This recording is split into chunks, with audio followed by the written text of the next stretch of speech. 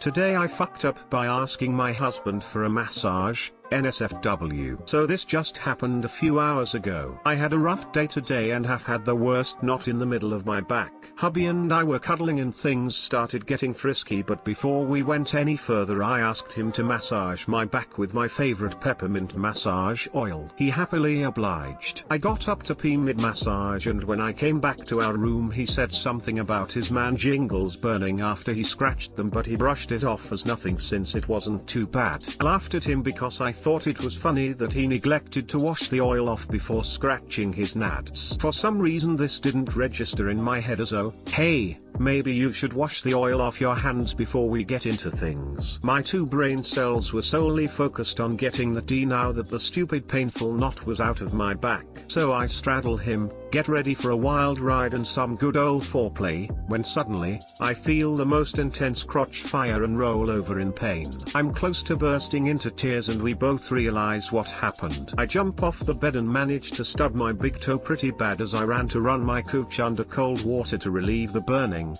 only the cold water made it 1000 times worse. Now I'm actually crying and hubby is trying to help me but also laughing. He's trying to help me wash it off while simultaneously making it worse because still he neglected to wash the oil off his hands. I'm screaming at him to wash his hands and it finally clicks in his head. So now I'm sitting here in bed, with a really irritated crotch and a wet cloth laying over my lady parts to help me relax. Lesson here is, don't get frisky with peppermint massage oil. Too long didn't read, asked hubby to give me a massage, resulted in a massive crotch fire. Edit, oh wow, I did not expect this blow up this much. Thank you for the upvotes and the silver.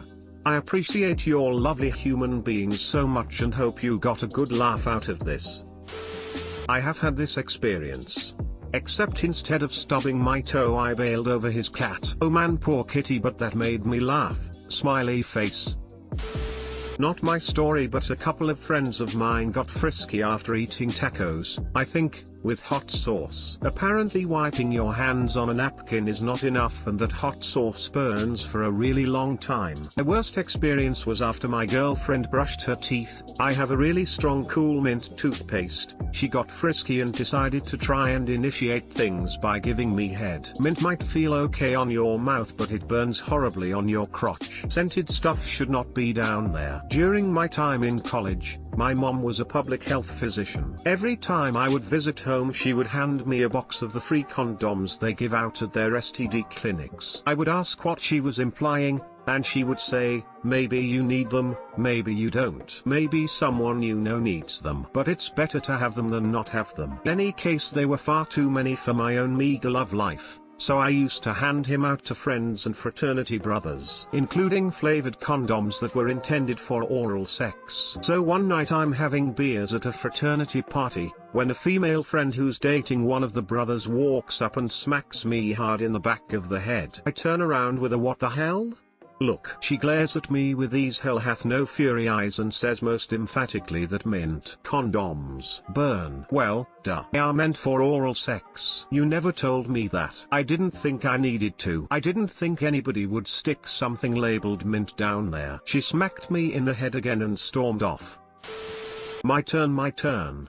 We had just eaten hot wings and didn't think much of it. Later on my dick started burning and we didn't even get far enough for her to feel the pain. I learned my dick can't handle the spicy. Had something similar happen. He ran out of lubes and reached for some hand lotion without reading what it was. Turns out it had menthol in it. Felt great till we finished, then it just burned horribly. My experience similar to this was with a fire and ice condom. Ex and I had sex using one and I love viating a girl out like love it. Anyways, this time it happened in reverse. Instead of eating her out and then sex we did the opposite. Yeah, that was no fun. Like sex was fun from the sensation from the lube, but once the lube hit my lips and tongue I found it was a horrible mistake. My lips started to burn worse than if I was eating hot wings, and oddly enough all it did to my tongue was thrown my taste buds off for the next couple days. So the ice is on the inside of the condom and the fire is on the outside. Got it. Today I fucked up by eating a banana. I love fruit. I eat fruit all the time, one being bananas. I used to love bananas, but find it weird that there was a tingling and burning sensation in my throat every time I ate it. I would tell my friends about bananas being great but the burning sensation being awful and they'd say nothing, so I suspected it was normal. So come today, I grab a banana, sit down, and eat it. Start talking to my girlfriend and say, man, as much as I love bananas, I hate that tingle they leave behind in your throat, and she says, are you allergic to bananas? At this point, I'm very confused. I say, is there no tingle for you? And she says there's no tingle at all and starts laughing at me. Now I'm messaging 3 separate group chats asking if banana tingles are normal or not, and they all reply saying it isn't or asking what the hell banana tingles are. So now I'm never eating another banana again. To my quick and lackluster research, it's not deadly. This certainly explains the banana tingles. Too long didn't read. I have went my entire life eating bananas and being oblivious to the fact that I'm allergic to them.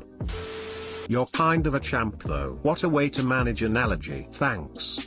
If I'd have known earlier I would have totally stopped, but my dumbass thought a burning sensation was perfectly normal after eating a banana. This literally happened with me and my husband last week. He loves bananas, and it is one of the only fruits he will eat. He was eating one and mentioned that his throat itched when he ate very ripe bananas. I was the first person to tell him that meant he was mildly allergic. He's 33. To be honest, he will probably continue to eat them. That's like exactly what I did. I probably will too, but definitely less so. Hope all is okay now. Aha. This happened to me too, but instead of bananas, it's spicy peppers, and instead of my throat itching, my ear canals itch. I found out because I mentioned to a friend once about how I like Mexican food, but I didn't like how it made my ears itchy. She said I was probably allergic because it happened to her when she ate grapes or something benign. Like you, I started asking everyone if spicy peppers made their ears itch, and mostly everyone thought I was being super weird. Also confirmed it because my mom hurt her back nerve and got an icy hot patch with capsaicin, the chemical in spicy peppers that causes the allergy, in it that made her skin itchy. She's allergic to the same chemical, it turns out. The kicker is that I love buffalo wings a lot. Even though the mildest ones still make me itchy, I just eat them with a strategy of consuming as many as possible as fast as possible before I can't take any more. Smile. Nice story. I'll definitely need to be more strategic with my banana consumption as well. Thank you for sharing. Smile. I'm allergic to bananas the same way. Mine is because of allergy to ragweed. So, I stay away from bananas most of the year but have no problems with them in the winter. Just look up what times of the year ragweed is bad and see if your banana allergy is worse during those times. You'll also be able to see if you have issues with other foods related to ragweed. Edit some words. Thanks. Autocorrect. Thanks. I'm probably gonna limit my banana intake extremely from now on, but I'll keep note of that. If you're allergic to bananas, you might have a latex allergy and be allergic to avocados as well. You don't get avocado tingles, do you? There are latex proteins present in bananas, avocados, and other foods that a lot of people are allergic to from a latex allergy. Today I fucked up by trying to prank my wife by picking her up at the airport, almost naked. Not today. Disclaimer. This happened about 7 years ago, not that long after 9/11, which makes it even more of a fuck up. My wife and I have a weird sense of humor, or at least she tolerates mine. Sometimes we prank each other in little ways, never mean, but always hilarious, or at least I think so. She had been away on a business trip for a couple of weeks, so I thought I would get her real good on her return trip. I could have gone with the old standard welcome home from rehab sign, or paid a bunch of people to pretend to be paparazzi and hound her for photographs all over the airport. But those were too easy. Go big or go home. That's my motto. So instead, I decided to get really crazy. Before I left for the airport, I stripped completely naked and put on a long London fog type of raincoat. A trench coat, I guess you'd call it. Duct taped legs from a pair of jeans, cut off at knee level, on me to provide the illusion that I was wearing pants. I had shoes on too,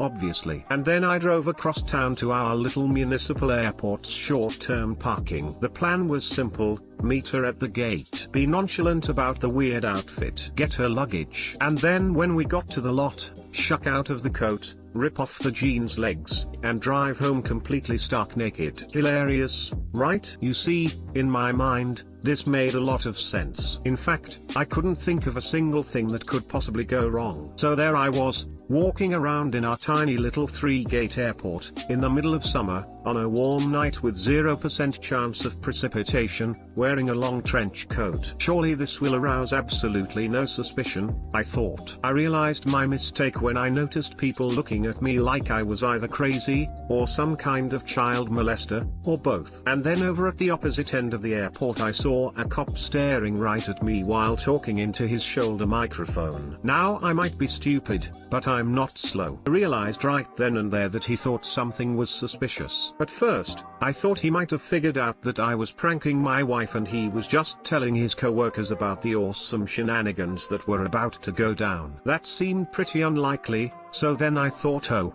crap, he thinks I'm some kind of pervert out to flash old ladies at the airport. Given the fact that I was naked except for 2 half legs of jeans under my trench coat, I really didn't have a way of persuading him that his first suspicion was actually the correct one. And then it hit me: they probably don't put cops in airports to prevent perverts from flashing old ladies. And a long baggy trench coat is the perfect place to hide a weapon. In all likelihood, he was thinking I had an assault rifle, or bomb vest, or cleverly concealed set of ninja throwing stars on me, and I was about to go all Die Hard 7, die naked on a bunch of tired air travelers. Not wanting to have to demonstrate that I did not, in fact, have ninja throwing stars or anything else under my trench coat, I decided that it was time to make a hasty retreat. So I casually walked really fast toward the exit, cussed loudly at the damn enormous revolving door for stopping every time I got too close to it, sprinted to my car, paid the lot attendant,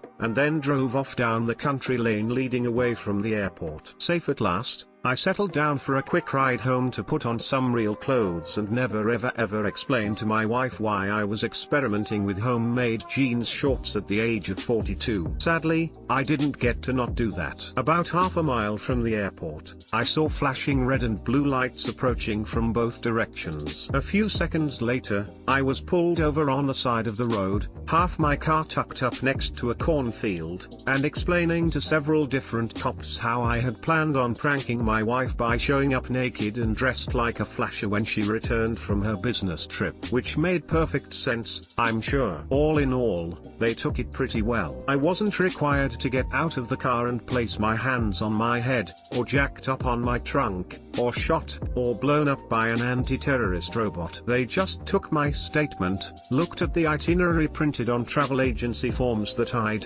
thankfully, remembered to bring with me, got one guy to verify over the radio that yeah, the dude's naked under his coat, and then gave me a short but pointed lecture about why what I did was probably the dumbest thing they'd had to deal with in years. I have no idea how they picked the guy who had to check out my junk. I like to imagine him telling his grandkids the story about the one game of rock paper scissors he'll never forget, though. In retrospect, I was probably one wrong move from getting shot. But out where I live, county cops aren't quite as trigger happy as their city brethren. Or I got lucky and found the one crew who would believe a crazy dude's story. They let me leave, and then I drove home and got changed. And as it turned out, my wife's flight was delayed long enough that I wasn't even late picking her up. So of all the petards that I've hoisted myself on, this one turned out to be fairly innocuous. And to this day my wife has no fucking idea that it ever happened. Too long didn't read, wore a trench coat to an airport on a warm clear summer night. Was neckies underneath. Didn't consider the possibility that someone might think I was toting more than one big gun underneath my coat.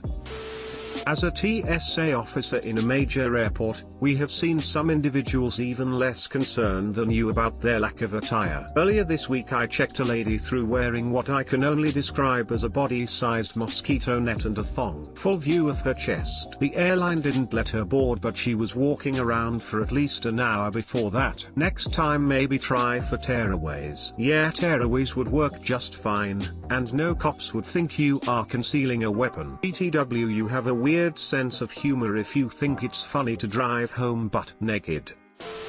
I'm just picturing newly clothed up walking his wife out past the same cop, giving him the head nod and finger point. His wife asks, "What's that all about?" "Nothing, honey, nothing." 7 years ago, not that long after 9/11. Man, don't you hate it when you just forget a decade? Why haven't you told your wife? OMG, I picked my boyfriend up in Jack's after he got off work, pilot, one time in a trench coat and thong undies. I drove from Daytona to get him, so it wasn't a short jaunt. Turned out he was hungry and wanted to stop and eat on the way back to Daytona. And I hadn't gotten out of the car yet, so I was like, well fuck, this is going to be weird.